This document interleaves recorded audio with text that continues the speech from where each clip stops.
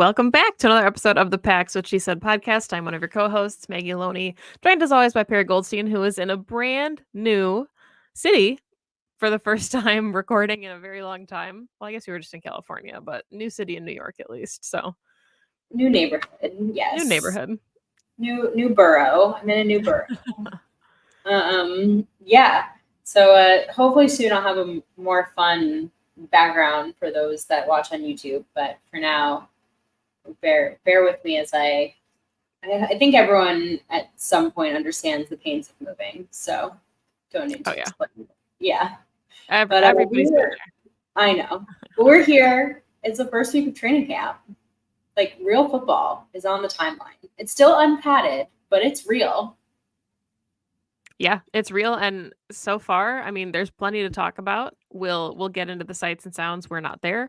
So a lot of this is what we're gathering secondhand from social media and people that we talk to that are there live. But first, wanted to talk about contracts that were signed and have yet to be signed, starting, of course, with Kenny Clark. Very deserved contract, third contract for him, which is, pretty rare for the Packers. Ted Thompson's last pick still with the Packers, which is really special too. That broke Sunday right before camp on a 3-year deal worth, I think it was $64 million. So spreading out some of his money and keeping him around a bit longer in Green Bay. Won't hit free agency until 2027/2028 now. Yeah, and he'll still be like quite young. He'll still be 25. He's never aging. No, but he it's very deserved. I know there's been a lot of talk on social media about, the Packers don't like to give out third contracts and, la-di-da. But I think I want to clarify that statement because there's been a decent amount of talk of like, well, they have given out third contracts. I mean, they gave out 3 contracts to like a Mercedes Lewis, or they've given out 3 contracts to Keyshawn Nixon and things like that.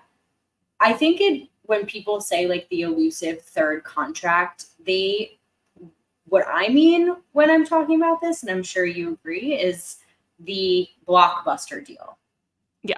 Not the 1-year deals, right? We're talking about these big multi-year mega extensions. They should retire a Packer kind of deals. Exactly. They don't do this often, and they don't do it for a lot of guys who a lot of fans think it should get them and deserve them. Like, there's been a ton of guys who, I mean, we can name a hell of a long list: Jordy Nelson, Clay Matthews, like guys that they've just let walk.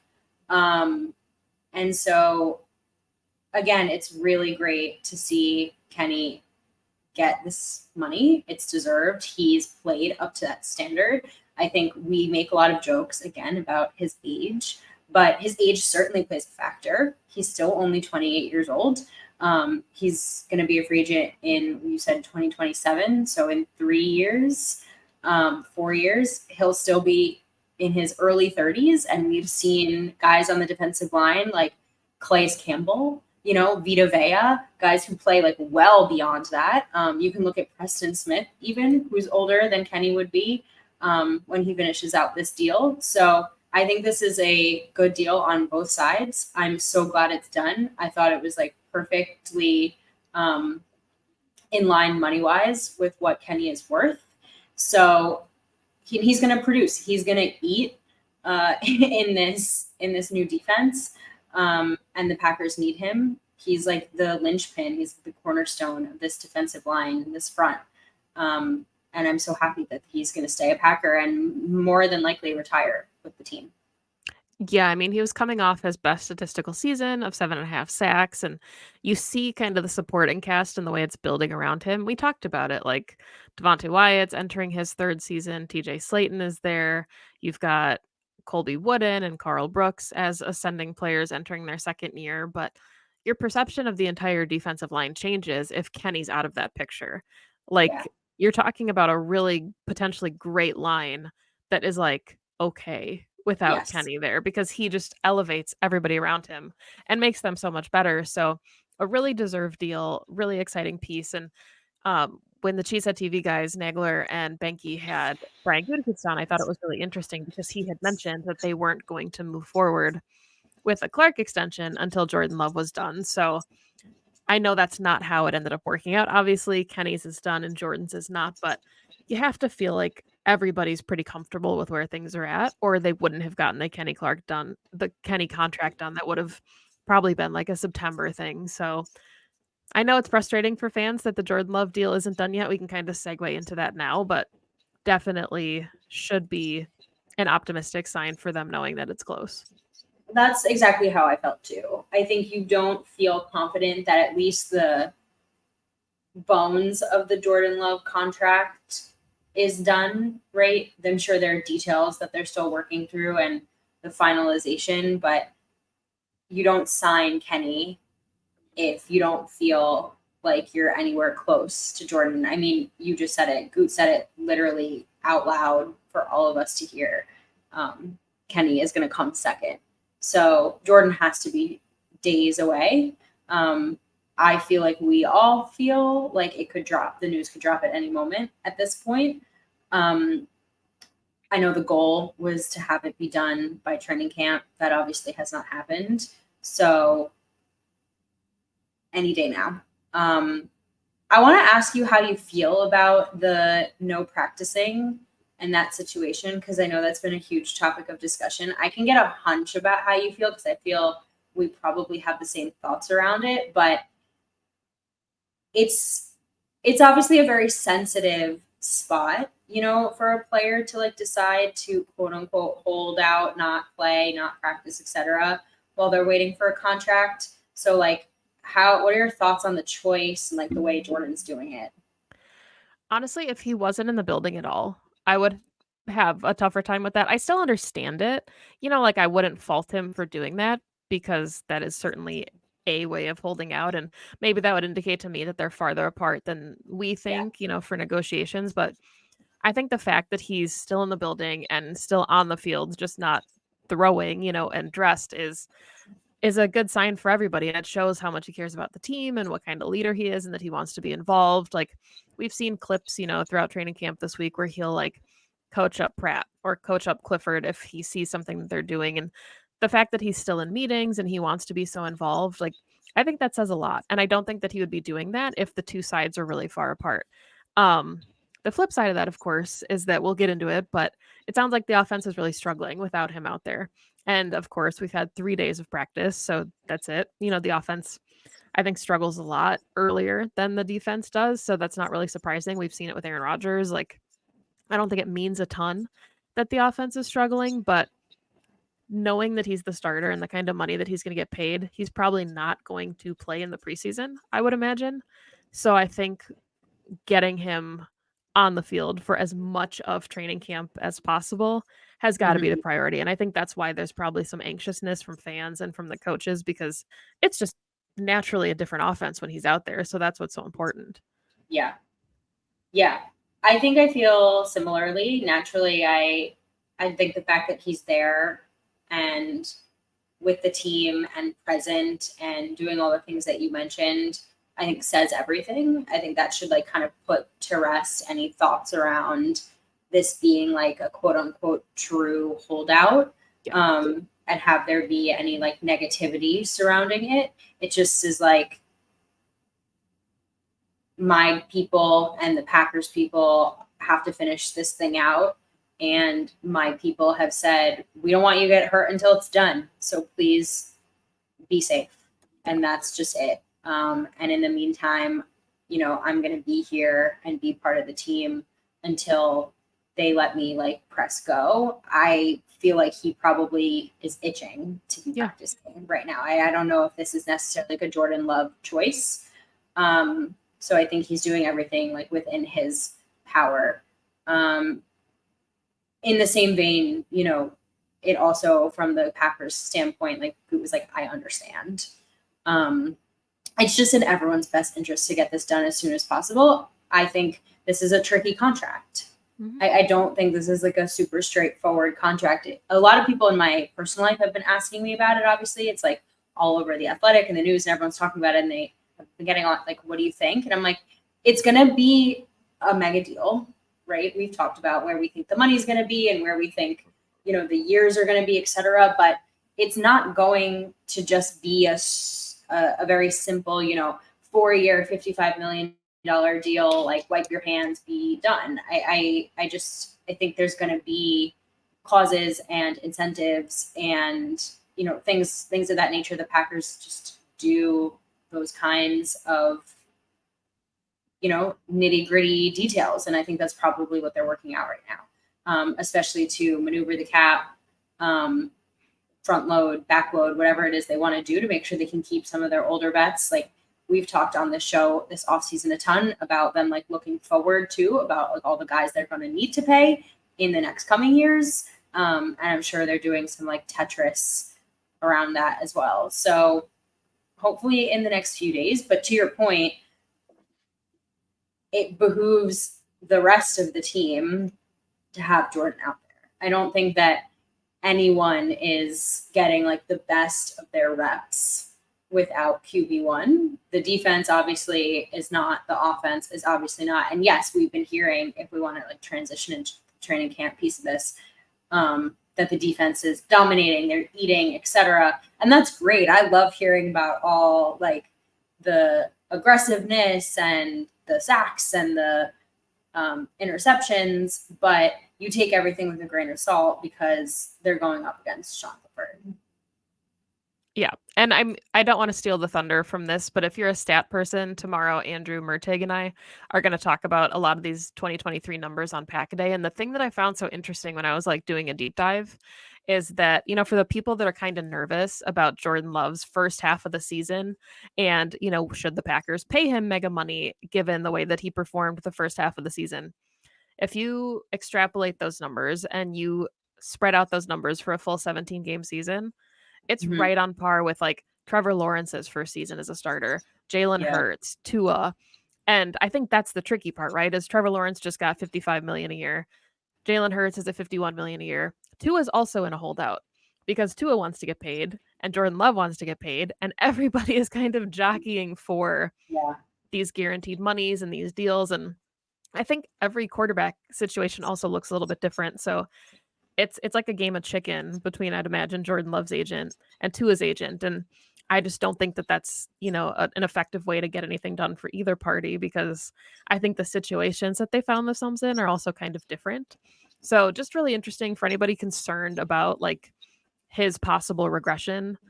We've seen it a number of times with like Lawrence and Hurts and these guys that come on to go play in a Super Bowl and, and have really good seasons and earn the deals. Like I think Jordan Love will be right in that. But yeah, let's shift and talk about training camp because, like you said, let's start with the defense because it sounds like the defense is just lighting things up.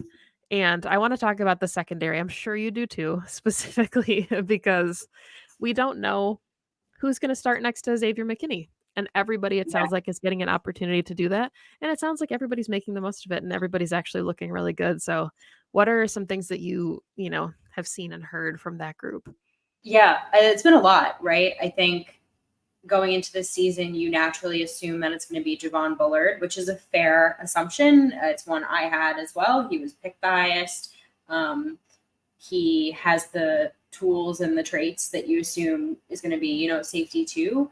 But like you said, they're kind of rotating everyone in. Previously, they had Anthony Johnson Jr. in there as like the quote unquote vet, not to call him a vet, the second year player, basically being like, hey, rookies, you got to earn this, which I love that attitude. We've seen Evan Williams a ton. I've seen his name all over the place, looking really, really nice. I know that makes you happy because you've been super high on him. And then, of course, Ketan Aladapo is going to come back from an injury, so we'll see how they work him in as well. I just think there's two things I would say. One is competition, like it just breeds success. You're going to have the right person rise to the top. And that's what you want to see. It's way too early in training camp to be naming starters unless you are, you're ones of one. Everyone knows Xavier McKinney is going to be the guy. Everyone knows like a Rashawn Gary is going to be, there are clear ones and then there's everybody else. I also think when you're starting with a new scheme, you don't necessarily know who's going to fit correctly and what Jeff Hafley wants to do. So this is also the time to be playing around for him to see what he has in each player and how he wants to use them. We've talked about this a ton this offseason, but I don't know if they're going to be so rigid as to keep players in one like box and one silo every single game, all 17 games of the season either. So while maybe Javon Bullard will start opposite Xavier McKinney week 1 because he just happens to win out that job in training camp, it might not stay that way, not because he doesn't play at a high level, but because in another game with a different opponent, Evan Williams makes more sense. So I think it's really nice to be hearing that there's A, a rotation, and B, some competition, but also C, that there's multiple guys who are fitting well within that second safety role. Same with CB2, that competition at CB2. Although I do feel like a little bit more than safety, CB2 is starting to really feel like Eric Stokes' job. Yeah, so let's kind of segue into that because that's, we've seen, and going into camp, we figured it was going to be Eric Stokes versus Carrington Valentine. And it sounds like, and again, it's super, super early, Yeah. but it sounds like Eric Stokes is really performing well. 2 picks in as many days, and I think 2 picks in one practice actually, but looks really comfortable. I think it was Andy tweeted that he actually was like stride for stride with Christian Watson at one point, which, knowing the kinds of injuries that he's been dealing with the lower leg, really significant and really impressive that he wouldn't have, lost some of that speed because that was such a big component of his game. And before I let you talk about all of the corners in general, I also thought it was really interesting to see that Kalen King was the only corner doing slot drills with Keyshawn Nixon. I thought that was kind of telling. I thought maybe they'd do a little bit more cross training, throw Jair in there, throw whoever else in there to give them a shot. But yeah, just King and Nixon doing slot drills, which I thought was really interesting. Yeah, that is interesting. I think to your point about they might not need to put Ja in there just because they know what he can do, and he might just simply not need the cross training. There's probably if I'm Hafley, I'm I know I can put Ja anywhere and he's going to dominate, right? And as far as getting a 7th round rookie in, this is just my thought process. Again, I'm not a coach, but I'd be I want to see what this guy has and give him opportunities to be on the field in as many reps as possible. And we have our boundary guys. And while Keyshawn is, I think, clearly the starter in the slot, we all know that he might be rotated out or might need assistance, or he's going to play he plays, I should say, already a much larger role on this team than just slot corner. And keeping him fresh is really important. It is interesting though, because Kalen King, I think, was just a boundary guy in college. I don't think he played in the slot at all. So maybe they see something in him. I don't know. Again, it's so early in camp to be gleaning anything too significant. They're all just interesting tidbits, but then the season can start and it can all shake out as expected. As far as the rest of the corners go, I mean, it's just so nice to hear that Stokes is coming back from this injury healthy. Yeah. I don't know. And that was not the expectation. It was super gruesome. We saw him struggle so much in 2023 just to get back on the field. And when he did get back on the field, it was just another injury and another injury again. And so for him to just finally get shut down, take the time, get healthy, get right. We heard him go with Christian Watson and get more specialized care. Obviously, whoever they saw was some kind of magician. I don't mean that. I mean, healthcare is real. And just get right in his body and not be losing his speed. Again, this is without pads. So I also take that with a grain of salt, right? You got to get the pads on to see what pad speed looks like, but it's all really positive signs. I'm of the mind again that he will likely be CB2 to start on the boundary, but the sentiment still stands as what I was just talking about with the safeties, where I think there will be times where it will make sense for Carrington to be in there, and he played well enough last season that he deserves that as well. The Packers have like a really positive problem right now Yeah. where they just have like three really nice, dominant, aggressive boundary corners for Jeff Hafley to use. And so it'll be interesting to see how he works them in. Yep. And friend of the show, Jacob Westendorf, always used to say sometimes injuries sort those things out too. So as much as you hate to think about it, all these guys are going to see the field a significant amount in 2024. And hopefully it's just in different sub packages. But of course, you do like to have the cross training there and just the expectation that they will play a bunch. So let's shift to the offense a little bit because I think possibly the biggest question mark, we know the wide receivers look great. Josh Jacobs looks great. The running backs look great. I think the big question mark here outside of the quarterbacks, which we can talk about a little bit, is the offensive line. Yeah. And, there were expectations for who would play where. And again, we're 3 days into camp. So take that again with a grain of salt. These guys are going to play probably everywhere across the line. But Elton Jenkins has taken some snaps at center, which I thought is really interesting. Could just be covering for vet rest days and injuries. Also could be that they're trying him out to see what they've got. Andre Dillard started at right tackle, did not perform well, and Kadeem Telfort came in and has played right tackle since and has actually impressed. I think he stonewalled Rashawn Gary at one point, which is pretty cool. So thoughts on the offensive line, because these guys are moving. We've seen Sean Ryan at both guard spots. Rasheed Walker kind of locked down left tackle in its entirety from what I've seen, but where's your head at? I heard Rasheed was like doing some work against Rashawn Gary, which Yeah. is awesome to hear because apparently Rashawn is like full, I don't know. 3 sack day. Yeah, like I was gonna call him like lion, hear the lion roar. I don't know. That's like the vibe I'm getting from him in training camp, is just mauling guys. So good for Rasheed, because I don't know if it was like necessarily 100%, that he would have that spot locked down. So I'm glad to see him kind of continuing the development that we saw towards the end of the season. This is exactly what I expected this training camp from the offensive line. Rotating guys at all 5 positions for the most part, trying to see who fits where. This is just going to be a game of chess for the Packers this offseason. They brought in, like you said, Andre Dillard on that kind of potentially like end of his career, like last ditch effort, prove it deal. They drafted a bunch of guys all across the draft.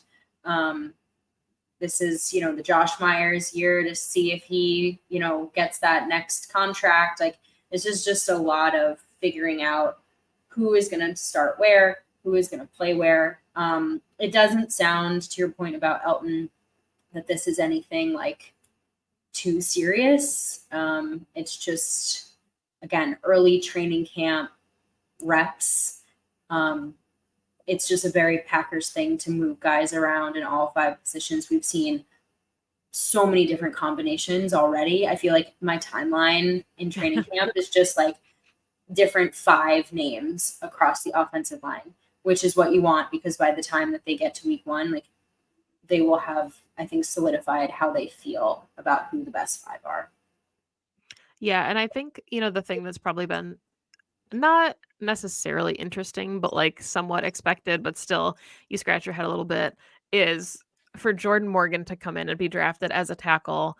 I haven't seen him taking a ton of tackle reps. And again, I'm not there, so I could very easily be missing all of that. But it seems like he's been playing a lot of right guard. And if he's one of your best 5, like that absolutely makes sense. That's what the Packers do. They draft you wherever and put you wherever because they want you on the field if you're talented. But for all the talk about letting him win the tackle job, Rasheed and Zach Tom finished the season playing really, really good football on the edges. And I think it was really hard for the Packers to, take a first round pick and be like, well, we'll see. Competition's pretty stiff, and I like that they are giving guys opportunities everywhere and the versatility that all of them have to play multiple spots. But yeah, I'm not sure that Jordan Morgan, I'm sure he'll get looks, especially once the preseason game starts and he's got game action and reps to take against guys other than Rashawn Gary and Preston Smith. But yeah, it sounds like Rasheed Walker's just not going to give up that spot, and Jordan Morgan might have to kick it inside for his rookie season. I mean, good for Rasheed. Like, I love that for him. Again, we have a month right? We have a month of practices to go, so it's going to be, to your point, really interesting to see like what they do in preseason games, how they move guys around. If they do decide that it's just in everybody's best interest to get their first round pick on the field, whether it's at guard or at tackle, and they just prefer that versus like having him like red shirt, great.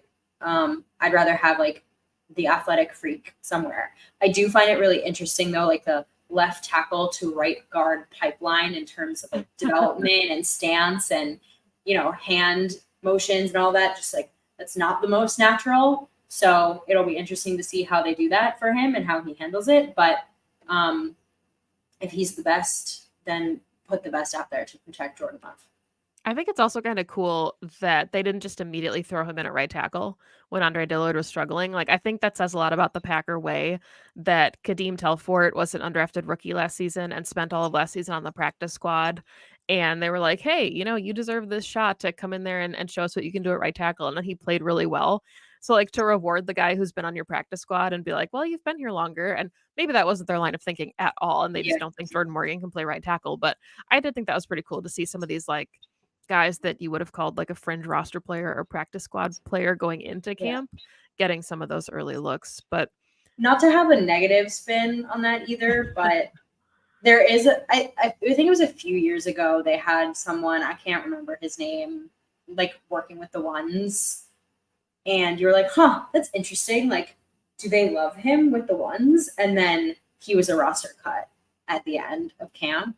So there's also the flip side of that, right? Where unfortunately part of training camp is they have to cut this roster down at some point. Can they hang too with the exactly?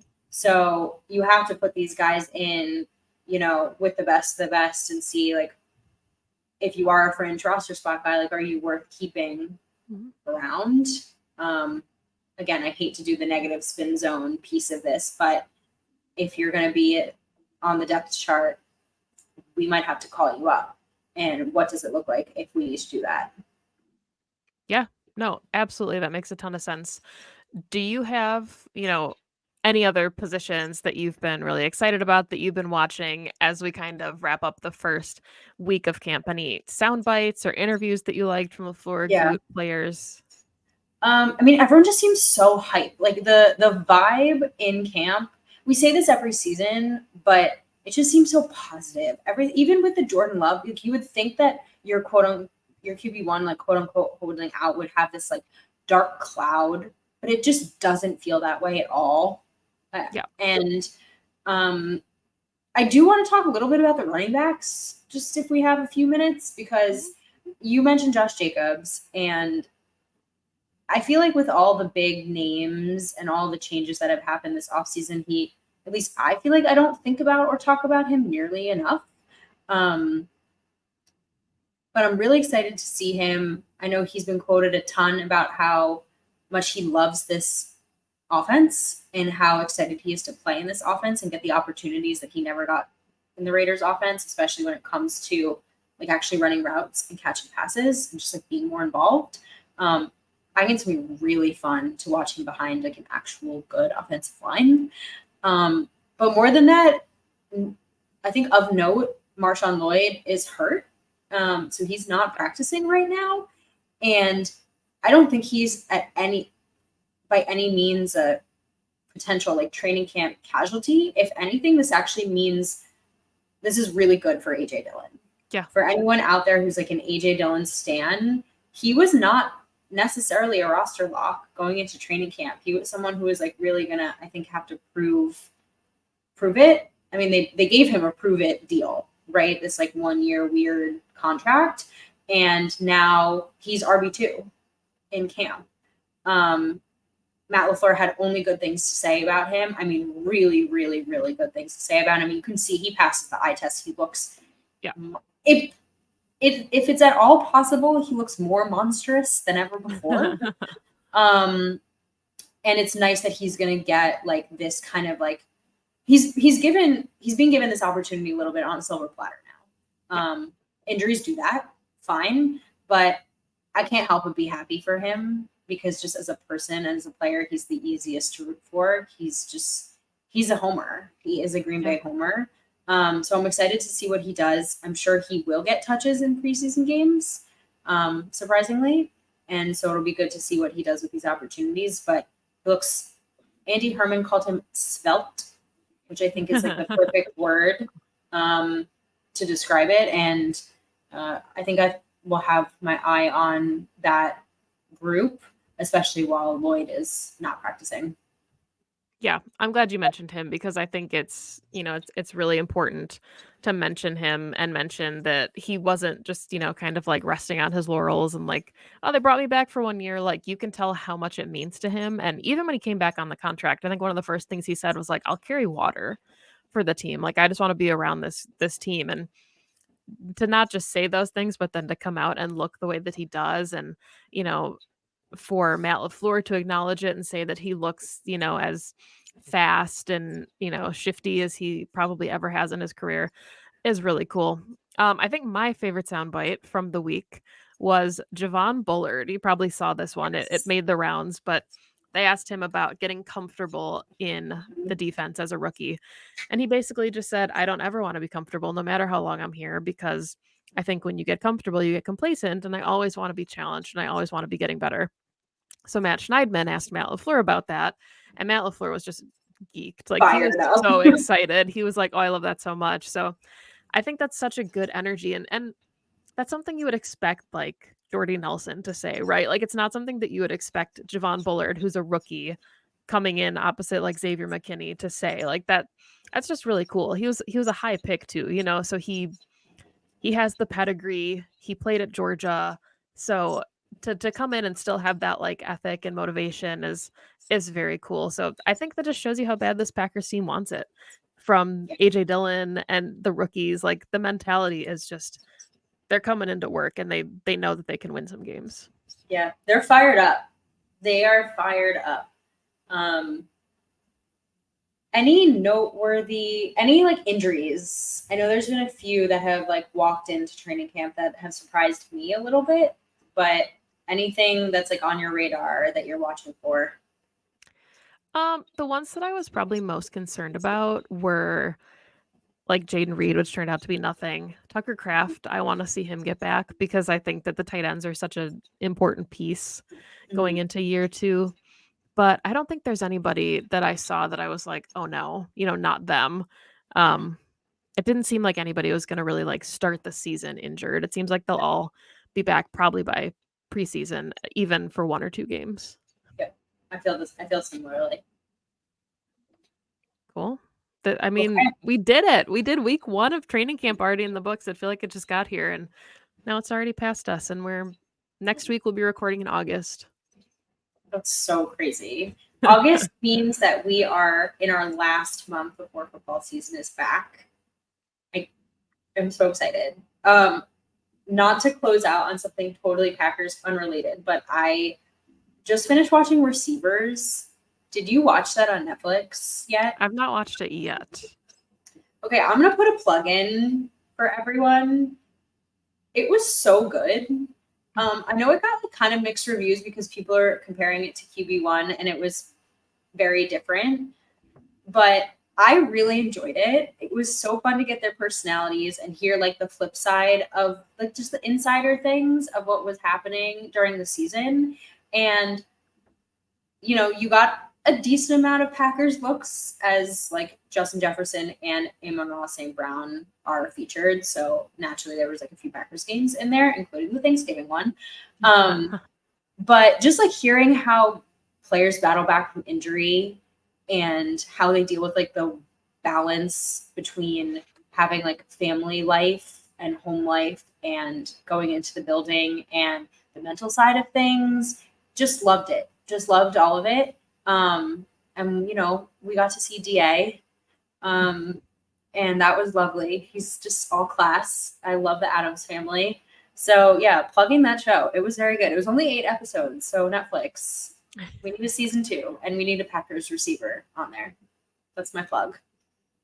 I love it. Who would you pick from the Packers to be on it? Which receiver? Mm-hmm. I mean, they also did George Kittle, so you could do a tight end. Okay. I Well, mean, I'll open it up then. Who would you I take? know. I Even if they mean, did running backs, just what Packer would you want to see on there? O lineman would be a great show. Just putting O that out lineman there. would be a really funny show. I don't know. I mean, these were like, I mean, these are the top dogs, you know. So I Mhm. think if they did a season 2, they probably have to look at like a Jamar Chase, maybe one of like the top rookies in the past few classes. I think the most from the Packers, it would either be Christian Watson or Jaden Reed. I don't know if anyone else would be like worth the look yet. But I really enjoyed it. It was fun. Well, I'm gonna have to cram that show in before the preseason starts. August 10th is the Packers' Yeah. first game against the Browns in Cleveland. But we'll have a couple episodes before then talking about more sights and sounds from training camp, possibly having some guests on, which would be great. But that is all the time that we have for today's show. Thank you so much for following along with us, whether you listen in the audio format, everywhere you find your favorite podcasts, or right here on YouTube. You can find us on Twitter at PWSS Podcast, Perry at Perry_Goldstein, me at Maggie J. Loney. Like I said, we'll be back because there's more training camp and we're going to be here to talk about it because before we know it, the season will be here. So thank you so much for listening and go Pack Go. Go Pack Go.